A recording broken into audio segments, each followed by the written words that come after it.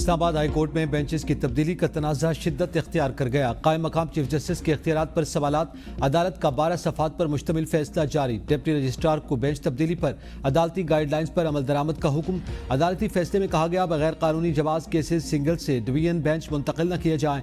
कायम मकाम chief justice की हिदायत पर भेजे गए केसेज वापस मुतालिका बेंचेस को भेजने का हुक्म। डिप्टी रजिस्ट्रार को केसेज मार्क करने में हाई कोर्ट रूल्स पर अमल दरामद यकीनी बनाने की हिदायत। फैसले में कहा गया कि high court rules and orders के मुताबिक सिंगल या डिवीजन बेंचेस केसेस फिक्स करने का इख्तियार डिप्टी रजिस्ट्रार जुडिशल का है।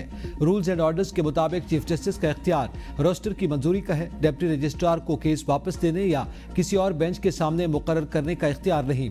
आसिफ जरदारी केस में तय हो चुका, जज ने खुद तय करना है केस सुनेगा या नहीं। सिर्फ इसी सूरत में बेंच दोबारा तश्कील हो सकता है जब बेंच माजरत करके या वजूहात के साथ दोबारा तश्कील का कहे।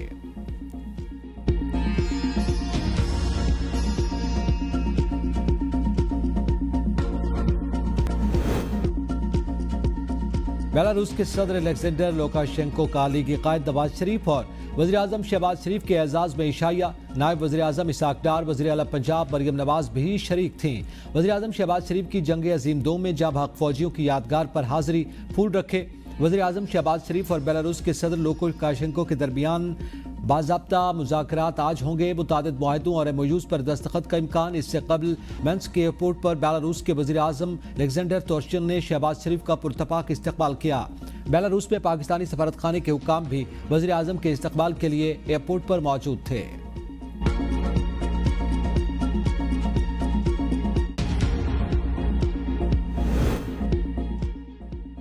वफाकी वज़ीर दाखिला मोहसिन नकवी से ओमान के सफ़ीर की मुलाकात। बाहमी दिलचस्पी के उमूर और दोतरफा ताल्लुकात पर तबादला ख्याल। मुलाकात में पाकिस्तान और ओमान के दरमियान ताल्लुकात को मजीद वुसअत देने का आज़म, सिक्योरिटी ताउन बढ़ाने पर इत्तेफाक। मोहसिन नकवी ने कहा पाकिस्तान ओमान के साथ बरादराना ताल्लुकात को इंतहाई अहमियत देता है। पाकिस्तान और ओमान के दरमियान बरादराना तारीखी ताल्लुकात मुश्तरका अकीदे और सकाफत पर मबनी है।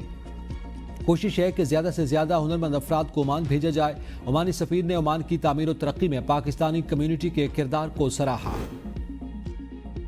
आइंदा बुध को एक खास शख्सियत से मिलने वाला हूँ, सेनेटर आजम सबाती कहते हैं। मुलाकात में कामयाबी का 100% इम्कान है। बानी ने कहा बात करो, डील नहीं, डील मेरा काम नहीं। मैं 2 अप्रैल को बानी PTI से मिला था। मुलाकात के बाद मेरे खिलाफ बहास बनाए गए। बानी ने नाम लेकर कहा मुल्क की खातिर वादा करूंगा, मैं कोई इंतकाम नहीं लूंगा। जिस आग में खड़ा हूं कोई बानी के सामने खड़ा नहीं हो सकता। जितने भी व्लॉगर्स ने बात की वो सच नहीं। PTI में जितने लोग हैं उनकी इज्जत करता हूं।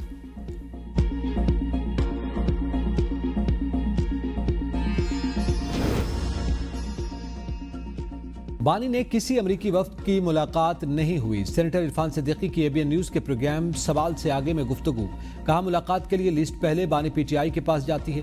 जिनसे मुलाकात करना होती है वो बता देते हैं कि मुलाकातें बानी की हुई। आज तक अडियाला जेल में किसी की नहीं हुई। बानी PTI छत पर खड़े होकर चीख रहे मेरे साथ मुज़ाकरात करें। PTI का हर रहनुमा एक दूसरे को तस्लीम नहीं करता।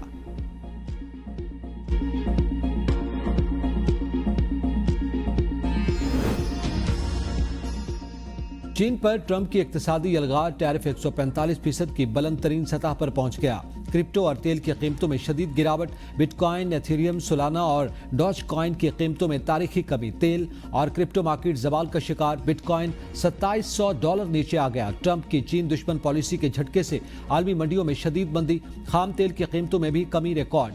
अमरीकी खाम तेल की कीमत $2 कमी से $60.23 हो गई। बरतानवी ब्रेंट खाम तेल की कीमत फी बैरल $2.7 कमी से $6.51 हो गई।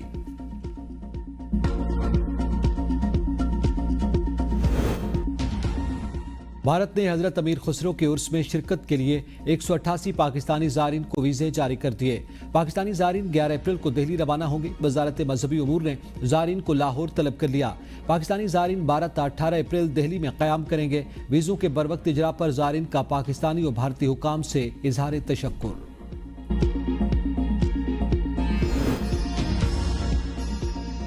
खैबर पख्तूनख्वा हुकूमत का सहूलत मरकज का दायरा कार सूबे के दूसरे अजला तक फैलाने का फैसला। पेशावर के बाद दूसरे अजला में भी सहूलत मरकज कायम करने की मंजूरी दे दी गई। महकमा दाखिला ने सहूलत मरकज के कायम और सर्विसेज फीसों से मुतालिक नोटिफिकेशन जारी कर दिया। अजला की सतह पर कायम होने वाले सहूलत मरकज में 13 मुख्तलिफ सर्विसेज दी जाएंगी। सहूलत मरकज में दी जाने वाली बाज़ सहूलियात की फीसों का तयन भी कर दिया गया।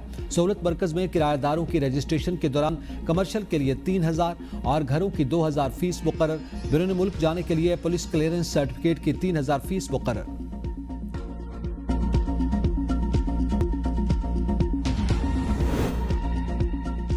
गवर्नर सिंध कामरान खान टिसोरी ने इटली के काउंसिल जनरल की मुलाकात, दो तरफा ताल्लुकात समेत अहम उमूर पर तबादला ख्याल। गवर्नर सिंध ने कहा कि इटली से वफूद के तबादलों और तिजारत में इजाफे के ख्वाहिशमंद हैं। इटली के सरमायाकार सूबे के पुरकशिश माहौल से भरपूर इस्तिफादा हासिल कर सकते हैं। अतालवी काउंसिल जनरल ने कहा कि पाक इटली दो तरफा ताल्लुकात के मजीद इस्तेहकाम के लिए भरपूर काम कर रहे हैं। मुल्क के मुख्तलिफ शहरों में बादलों की एंट्री। खैबर पख्तूनख्वा और पंजाब के मुख्तलिफ शहरों में मूसलाधार बारिश, मौसम खुशगवार, शहरियों के चेहरे खिल उठे। लाहौर के मुख्तलिफ इलाकों में गरज चमक के साथ बारिश। Canal road, Gulberg, jail road, mall road, Johar town और दीगर इलाकों में बादल बरस पड़े। इस्लामाबाद, रावलपिंडी, झंग, मुल्तान में भी बारिश। टांग शहर में मूसलाधार बारिश और ज्वालाबारी। हरीपुर, खरक और मुज़ाफात में तेज हवाओं के साथ मूसलाधार बारिश हुई। कई इलाकों में फीडर्स ट्रिप होने से बिजली की फराहमी मुअत्तल। बलूचिस्तान, कश्मीर और गिलगित बल्तिस्तान में भी बादल बरसने की पेशगोई।